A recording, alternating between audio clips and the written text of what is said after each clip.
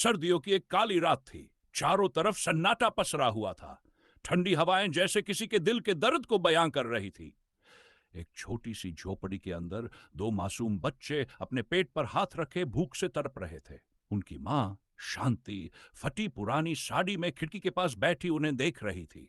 उसकी आंखों से आंसू थमने का नाम नहीं ले रहे थे। पेट भरने को कुछ नहीं था और दिल भरने को सिर्फ गम था। शांति कभी अपने पति की तस्वीर को देखती, कभी अब बच्चों को। उसके पति रवि की मौत को 3 महीने हो चुके थे। एक सड़क हादसे ने उसकी पूरी दुनिया छीन ली थी। रवि रिक्शा चलाता था और उस कमाए पैसों से ही घर चलता था। अब वो नहीं रहा तो जैसे घर में सब कुछ रुक सा गया था। काम के लिए दर दर भटकी शांति को कहीं कोई सहारा नहीं मिला। उस दिन बच्चों को पूरा दिन कुछ खाने को नहीं मिला था। एक पैकेट बिस्किट भी नहीं। बच्चे भूख से रोते रोते अब थक चुके थे। छोटा बेटा गोलू बोला, मां, बस थोड़ा सा दूध ला दो, बहुत भूख लगी है। यह सुनकर शांति का दिल फट सा गया। वो जानती कि घर में 1 रुपया भी नहीं है, लेकिन मां थी वो। मां हार नहीं मानती। रात के 10 बज चुके थे। शांति ने अपनी पुरानी चप्पलें पहनी, सिर पर पल्ला डाला और बाहर निकल गई। गलियों में ठंडी हवा चल रही थी, लेकिन उसके अंदर बच्चों की भूख की आग जल रही थी। वो जानती थी कि मोहल्ले के एक कोने में हर रात एक दूध वाला ठेला लेकर आता है। शायद उससे कुछ मदद मिल जाए। शांति कांपते पैरों से वहां पहुंची। दूध वाला अब तक मौजूद था, गाड़ी समेटने ही वाला था। शांति ने कांपती आवाज में कहा, भाई साहब, थोड़ा सा दूध दे दो, मेरे बच्चे भूखे हैं, दिन भर से कुछ नहीं खाया। दूध वाले ने उसे ऊपर से नीचे तक देखा। उसकी आंखों में लालसा थी। उसने कहा, दूध तो दूंगा, लेकिन पैसे नहीं तो कुछ और देना होगा। शांति समझ गई वो क्या कह रहा था। एक पल के लिए उसके कदम पीछे हटे, मन कांप उठा। लेकिन तभी उसके कानों में गोलू की आवाज गूंजी, मां, थोड़ा दूध ला दो। उसकी आंखें भर आईं। वो एक मां थी, मजबूर थी, टूटी हुई थी, लेकिन उस वक्त उसके पास कोई और रास्ता नहीं था। शांति ने कांपते होंठों से कहा, ठीक है, लेकिन वादा करो बच्चों को दूध मिल जाएगा। दूध वाला मुस्कुराया, जैसे वो अपने मतलब में जीत गया हो। उसने थैली में थोड़ा सा दूध भरा और उसे थमाया। शांति ने वो थैली अपनी कांपती उंगलियों से पकड़ी और अपने आंसुओं को भीतर ही समेटे वहां से निकल गई। रास्ते में वो लगातार कांप रही थी। जिस मां ने अपनी इज्जत को दुनिया की नजरों से बचाकर रखा था, आज वो मजबूरी के सामने हार गई थी। लेकिन जब उसने बच्चों को दूध पिलाया और उनके चेहरे पर सुकून देखा, तो उसके आंसुओं में एक अजीब सी तसल्ली थी। उसी रात शांति ने खुद से एक वादा किया, अब और नहीं, अब कोई मजबूरी उसे झुकाएगी नहीं। उसने ठान लिया कि अब वो अपने बच्चों के लिए जिएगी और इस दुनिया से लड़ेगी। यहां से आप अगली किश्त के लिए से अगली कहानी मांग सकती हैं। सुबह की हल्की रोशनी झोपड़ी के टूटे दरवाजे से अंदर आ रही थी। बच्चों के चेहरे पर पहली बार कुछ राहत की झलक थी। गोलू और गुड़िया दोनों सोए हुए थे, लेकिन उनके चेहरे पर एक सुकून था जो दूध की कुछ बूंदों ने दिया था। शांति एक कोने में बैठी उन्हें देख रही थी। उसकी आंखें रात की घटनाओं को याद करके भीग रही थी। उसने अपने माथे पर हाथ रखा और गहरी सांस ली। शरीर थका हुआ था, मन टूटा हुआ, लेकिन दिल के किसी कोने में अब एक जिद पनपने लगी थी। उसने ठान लिया था कि अब वो किसी की दया पर नहीं जिएगी, ना किसी की नजर का बोझ उठाएगी, ना अपनी मजबूरी का तमाशा बनने देगी। शांति को याद आया कि मोहल्ले के बाहर एक पुरानी फैक्ट्री थी, जहां कभी उसके पति ने कुछ दिन काम किया था। अब वो फैक्ट्री बंद पड़ी थी, लेकिन बाहर से अक्सर कुछ मजदूरों को आते जाते देखा करती थी। शायद वहां कोई काम मिल जाए, छोटा मोटा ही सही। अगले ही दिन शांति ने एक पुराना झोला उठाया, बच्चों को पड़ोस की बूढ़ी अम्मा के पास छोड़कर सीधे उस फैक्ट्री की ओर निकल पड़ी। रास्ता लंबा था, पैर दुख रहे थे, लेकिन अब उसका इरादा अडिग था। फैक्ट्री के बाहर कुछ लोग काम कर रहे थे। किसी कोट झाड़ू से सफाई दे रहा था, कोई लोहे के कबाड़ को अलग कर रहा था। शांति ने हिम्मत जुटाकर एक बुजुर्ग चौकीदार से पूछा, बाबा, यहां कोई काम मिल सकता है क्या? चौकीदार ने उसे ध्यान से देखा। चेहरे की थकान और आंखों की लाचारी ने शायद उसके दिल को छू लिया। वो बोला, काम तो छोटा मोटा है बेटी, लेकिन मेहनत करनी पड़ेगी और पैसे भी बस 2 वक्त की रोटी जितने ही मिलेंगे। शांति ने बिना देर किए हामी भर दी। उस दिन से शांति ने झाड़ू उठाया, मिट्टी उठाई, फैक्ट्री की दीवारों की धूल पोंछी और हर काम जो उसके हाथ आया बिना उफ किए किया। हर रात उसका बदन टूटता था, लेकिन दिल में एक सुकून होता था कि अब उसके बच्चों को बिना किसी की शर्तों के दूध मिलेगा। लेकिन दुनिया इतनी आसान नहीं होती। कुछ ही दिनों में फैक्ट्री के एक पुराने कर्मचारी ने उस पर नजर डालनी शुरू कर दी। उसका नाम बलवंत था। बड़ी बड़ी मूंछें और आंखों में वहशीपन। वो हर रोज कोई बहाना बनाकर शांति के पास आता, कभी पानी मांगता, कभी झाड़ू पकड़ाने को कहता। शांति ने शुरुआत में नजरअंदाज किया, लेकिन एक दिन बलवंत ने फैक्ट्री के खाली हिस्से में उसे अकेला पाकर उसका रास्ता रोक लिया। उसने हंसते हुए कहा, बहुत मेहनत करती हो, लेकिन अगर चाहो तो आराम से भी कमा सकती हो। शांति के रोंगटे खड़े हो गए। वो पीछे हटने लगी, लेकिन बलवंत ने उसका हाथ पकड़ लिया। शांति की आंखों में डर नहीं था, इस बार गुस्सा था। उसने सदे हुए स्वर में कहा, अगर मेरी मजबूरी का फायदा उठाने की सोची भी तो समझ लेना, एक मां अपने बच्चों के लिए जान भी दे सकती है और जान ले भी सकती है। बलवंत उसकी आंखों में झांकता रहा, लेकिन पहली बार वहां जो देखा वो शायद किसी आग से कम नहीं था। उसने झुंझलाकर उसका हाथ छोड़ा और वहां से चला गया। शांति कांप रही थी, लेकिन अंदर कहीं एक ताकत भी जाग चुकी थी। अब उसे पता था कि हर दिन की रोटी कमाना आसान नहीं होगा, लेकिन अब वो झुकने वाली नहीं थी। उस शाम जब वो घर लौटी और बच्चों को गले लगाया, तो उसके भीतर कुछ नया जन्म ले चुका था। वो अब सिर्फ एक मां नहीं थी, वो एक योद्धा थी जो हर मोर्चे पर अपने बच्चों के लिए लड़ने को तैयार थी। अगले दिन सुबह शांति ने बच्चों के लिए सूखे आटे से बनी रोटियों में थोड़ी सी चीनी मिला दी, जिससे उनका दिल बहल जाए। गोलू और गुड़िया मुस्कुरा उठे, जैसे उस मीठे स्वाद में उन्हें मां की ममता घुली हुई मिल रही थी। शांति उनके चेहरे देखती रही, फिर जल्दी से तैयार होकर फैक्ट्री की ओर चल पड़ी। अब उसका हर दिन मेहनत में बीतता था, लेकिन वह हर शाम अपने हाथों से कमाया हुआ थोड़ा थोड़ा राशन लेकर लौटती थी। मोहल्ले के कुछ लोग उसकी मेहनत की तारीफ करते, लेकिन कुछ अभी भी पुरानी बातें दोहराते। औरत बाहर काम करेगी तो यही होगा। शांति ने अब उन बातों को सुनना बंद कर दिया था। उसका ध्यान सिर्फ अपने बच्चों और अपने सम्मान पर था। फैक्ट्री में काम करते हुए कुछ हफ्ते बीत गए। चौकीदार बाबूजी अब शांति का सम्मान करने लगे थे। वे उसके लिए कभी एक गिलास पानी तो कभी एक खटिया खींचकर आराम करने को कहते। एक दिन बाबूजी ने उससे कहा, बेटी, तुझ में बहुत हिम्मत है, लेकिन यह जगह हमेशा तुझ पर मेहरबान नहीं रहेगी। तुझे कुछ और सोचना होगा, कुछ ऐसा जो तुझे और तेरे बच्चों को लंबा सहारा दे सके।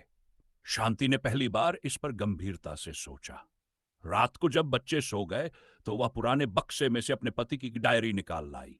उसमें उसने कई बार कुछ योजनाएं लिखी थी। एक छोटी चाय की दुकान खोलने का सपना, जिसमें शांति और वह दोनों मिलकर काम करते। शांति की आंखों में आंसू आ गए, लेकिन इस बार ये आंसू कमजोरी के नहीं थे, ये उम्मीद की नमी थी। अगले दिन से शांति ने फैक्ट्री के अलावा मोहल्ले के बाहर के चौराहे पर जाकर चाय पानी बेचने का छोटा काम शुरू कर दिया। उसने उधार के बर्तन लिए, पड़ोस की अम्मा से चाय पत्ती और दूध लिया और एक पुराना स्टोव मांग लाया। सुबह वह जल्दी उठकर चाय बनाती, फिर दिन में फैक्ट्री का काम करती और शाम को फिर से चाय का ठेला लगाती। धीरे धीरे लोग उसकी चाय के स्वाद के कायल हो गए। दुकानदार, रिक्शे वाले और कुछ ऑफिस जाने वाले लोग भी उसकी चाय पीने रुकने लगे। उसका आत्मविश्वास लौटने लगा और अब उसके पास हर रात बच्चों के लिए दूध, कभी कभी बिस्किट और अब तो नए कपड़े के पैसे भी बचने लगे थे। लेकिन जहां उम्मीद होती है, वहीं परीक्षा भी होती है। एक दिन जब वह ठेले पर बैठी चाय पका रही थी, तो मोहल्ले की एक औरत रजनी उसके पास आई। रजनी ने ताना मारते हुए कहा, अरे वाह, अब तू सड़क पर दुकान लगाने लगी, क्या क्या करेगी अब? शांति ने शांत स्वर में जवाब दिया, जो भी करूंगी मेहनत से करूंगी, किसी के आगे हाथ नहीं फैलाऊंगी और किसी की शर्तों पर नहीं चलूंगी। रजनी चुप रह गई, लेकिन उसकी आंखों में जलन थी। कुछ ही दिनों में मोहल्ले में यह बात फैल गई कि शांति अकेली औरत होकर बाहर काम कर रही है, लोगों से घुल मिल रही है, पैसे कमा रही है। कुछ ने इसे सराहा, लेकिन कुछ ने पीठ पीछे बातें भी बनाई। शांति अब इन बातों से डरती नहीं थी। उसने अपने बच्चों के लिए, अपने भविष्य के लिए अपने से समझौता किए बिना एक रास्ता बना लिया था, और यह रास्ता अब उसे मंजिल की ओर ले जा रहा था। एक शाम शांति ने जब चाय समेटनी शुरू की, तो पास की बिल्डिंग से एक सज्जन आए।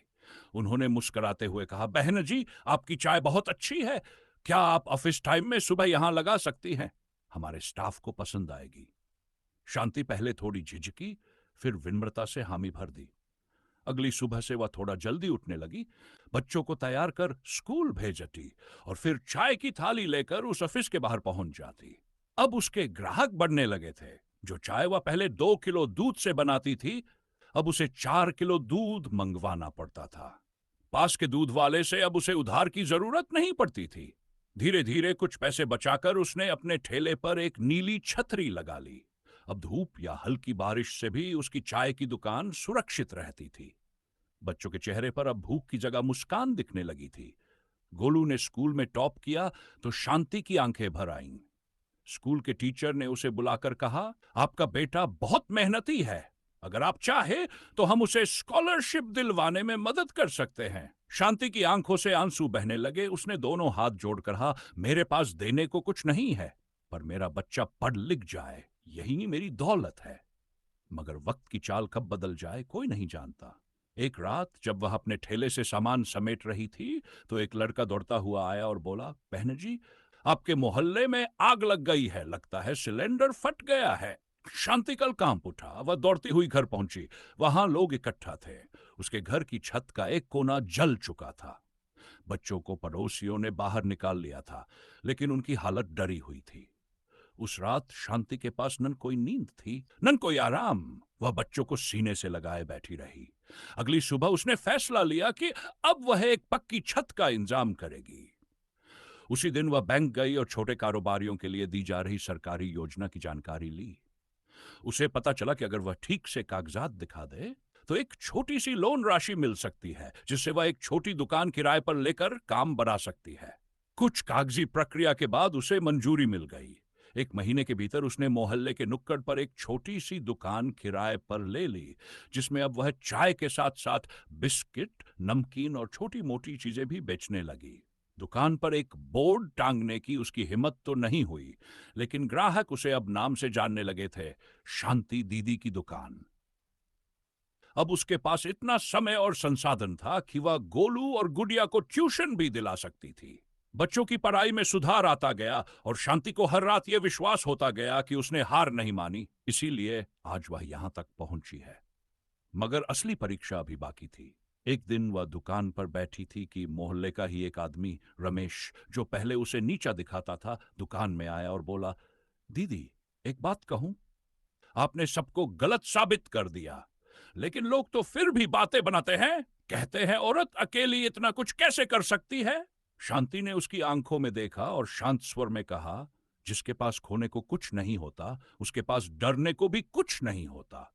रमेश चुपचाप चला गया। शांति अब हर रोज की मेहनत को इज्जत की तरह पहनती थी। उसके पास कोई बड़ी डिग्री थी, न किसी से मिली हुई सहूलियत, लेकिन उसके पास था आत्म सम्मान, जो उसने हर कठिन परिस्थिति में बचाकर रखा था। उसका जीवन अब धीरे धीरे उस मुकाम की ओर बढ़ रहा था जहां वह खुद को किसी पर बोझ नहीं समझती थी, बल्कि बच्चों के लिए एक मजबूत आधार बन चुकी थी।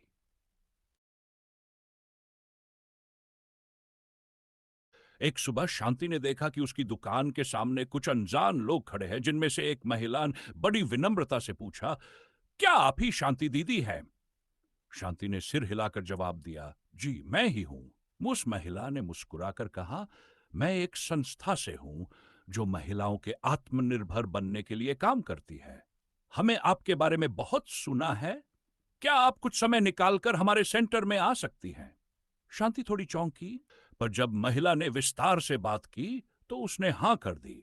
2 दिन बाद जब शांति संस्था पहुंची तो वहां कुछ और महिलाएं भी बैठी थीं। संस्था की संचालिका ने शांति से उसकी कहानी पूछी। शांति ने धीरे धीरे अपने जीवन की हर परत खोलकर रख दी। पति की मौत, बच्चों की भूख, दूध वाले की नजरें और अपनी लड़ाई। वहां बैठी हर महिला की आंखें नम थी। संचालिका ने कहा, आप हमारी प्रेरणा हैं। क्या आप हर सप्ताह यहां आकर इन महिलाओं को अपने अनुभवों से सिखा सकती है कि कैसे आत्मनिर्भर बना जा सकता है? शांति ने पहले खुद को उस काबिल नहीं समझा, पर फिर बच्चों के भविष्य की चिंता ने दी। उसने हां कर दी। अब हर हफ्ते एक दिन वह संस्था जाती और अपनी सादगी भरी भाषा में उन महिलाओं को हौसला देती। वह न कोई बड़ी भाषण देने वाली थी, न किसी किताब की नायिका, पर उसके शब्दों में सच्चाई होती थी। धीरे धीरे उसका नाम और काम फैलने लगा। स्थानीय अखबार में उसकी एक छोटी सी खबर छपी जिसमें लिखा था, एक मां जिसने भूख से लड़कर खुद को खड़ा किया। कई लोग अब उसे सम्मान से देखने लगे। वह वही शांति थी, पर अब उसकी आंखों में डर नहीं, आत्मविश्वास था।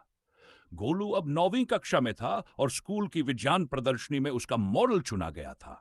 स्कूल वालों ने माता पिता को बुलाया। जब शांति स्कूल पहुंची तो वहां सबने खड़े होकर तालियां बजाईं। गोलू ने अपने मॉडल की ओर इशारा करते हुए कहा, ये मेरी मां है, इन्होंने मुझे सपने देखना सिखाया। शांति की आंखों से आंसू निकल आए, लेकिन आज वे आंसू दुख के नहीं, गर्व के थे। एक रात जब वह थकी हुई सी दुकान समेट रही थी तो वही दूध वाला जो कभी उसकी मजबूरी का फायदा उठाना चाहता था, पास आया। अब वह बूढ़ा हो चला था। उसने संकोच में डूबी आवाज में कहा, बहन जी माफ कर दीजिए, उस दिन मैंने जो कहा वो गलत था। शांति ने उसकी आंखों में देखा, फिर बिना कुछ कहे चाय का एक कप उसकी ओर बढ़ा दिया। वह चुपचाप बैठकर चाय पीने लगा। यह शांति की जीत थी, बिना शोर, बिना बदले, सिर्फ अपने आत्मसम्मान से जीती गई जीत। अब उसकी जिंदगी में बहुत कुछ बदल गया था, पर उसके भीतर की ममता और मेहनत वही थी। हर रात सोने से पहले वह ईश्वर को याद करती, बस एक बात कहती, मुझे बस इतना साहस देना कि मैं कल फिर से मुस्कुराकर अपने बच्चों के लिए कुछ कर सकूं। एक शाम शांति जब दुकान बंद करके घर लौट रही थी तो रास्ते में एक छोटी सी लड़की को रोते हुए देखा। उसके कपड़े फटे हुए थे और हाथ में एक पुरानी थैली थी जिसमें कुछ अदब के फल रखे थे। शांति ने बिना कुछ पूछे उसे पास बुलाया और धीरे से कहा, बेटा, क्या तुम भूखी हो? लड़की ने सिर झुका लिया और आंखों से आंसू बहने लगे। शांति ने उसका हाथ पकड़ा और अपने घर ले आई। रास्ते भर लड़की कुछ नहीं बोली, बस शांति का हाथ थामे रही। घर पहुंचते ही शांति ने चूल्हे पर दूध गर्म किया और बचा हुआ खाना उसकी थाली में परोस दिया। लड़की ने बिना देर किए सब कुछ खा लिया। खाना खाते वक्त भी उसकी आंखों से आंसू बहते रहे। गोलू और छोटी रीमा ने चुपचाप उसे देखा। शांति ने उसके बालों पर हाथ फेरते हुए पूछा, कहां से आई हो? लड़की ने कांपती आवाज में बताया कि उसका नाम नेहा है और 2 दिन से खाना नहीं मिला था। मां अस्पताल में भर्ती है और पिता ने बहुत पहले छोड़ दिया था। शांति की आंखें भर आईं। वह जानती थी मां की पीड़ा क्या होती है और बच्चों की भूख क्या होती है। उस रात नेहा शांति के घर ही सोई। सुबह शांति ने तय किया कि अब वह सिर्फ अपने बच्चों की मां नहीं, बल्कि हर भूखे और बेसहारा बच्चे की मां बनेगी। उसने नेहा के लिए पास के सरकारी स्कूल में नाम लिखवाया और खुद अपनी दुकान से थोड़ा थोड़ा सामान निकालकर उसकी जरूरतें पूरी करने लगी। धीरे धीरे मोहल्ले में लोग उसकी मदद करने लगे। कोई पुराने कपड़े दे जाता, कोई किताबें। शांति ने अब अपनी दुकान के एक कोने में एक छोटी सी टोकरी रख दी थी जिसमें लिखा था, अगर आपके पास बचा हुआ खाना है तो यहां छोड़ जाए, कोई भूखा होगा जो उसे खा लेगा। कुछ लोग हंसे, कुछ ने मजाक उड़ाया, पर बहुत से लोग साथ भी खड़े हो गए। एक दिन स्थानीय स्कूल के प्रिंसिपल शांति के पास आए।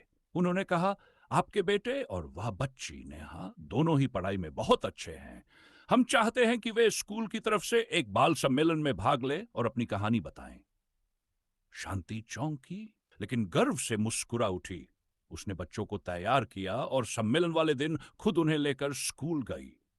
स्टेज पर जब नेहा ने माइक संभाला तो उसकी आवाज कांपी, पर उसने कहा, मैंने अपनी मां को अस्पताल में देखा, भूख में रातें काटी, भूख में रातें काटी, लेकिन एक मां मुझे सड़क पर मिली।